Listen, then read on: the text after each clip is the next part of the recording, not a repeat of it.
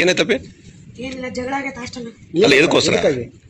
ಏನೋ ಗೊತ್ತಿಲ್ಲ, ನಮ್ಮ ಅಕ್ಕನಿದ್ರೆ ಬಾ ಸುಮ್ನೆ ಬಂದು ಹೊಡೆದೋತಾನ. ಯಾರು? ಭರತ್.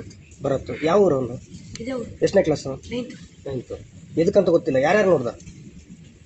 ಫಸ್ಟ್ ಫ್ಲೋರ್ ನೋಡಿ, ಸೆಕೆಂಡ್ ಫ್ಲೋರ್ನಾಗ ಇಬ್ರು. First floor ಯಾರಿದ್ರು? ವಾರ್ಡನ್ ಮೇಲೆ ಯಾಕೆ ಇದು ಮಾಡ್ದ ಗೊತ್ತಿಲ್ಲ. ಅವ್ನು ಹೆಂಗ್ ಮಾಡಿದ? ಐರನ್ ರಾಡ್ಲಿ ರಾತ್ರಿ ಏನು ಎಷ್ಟು ಗಂಟೆಗೆ ಗೊತ್ತಿಲ್ಲ. ಎಷ್ಟಾಯ್ತು ಟೈಮ್? ಹತ್ತಾಗಿತ್ತ?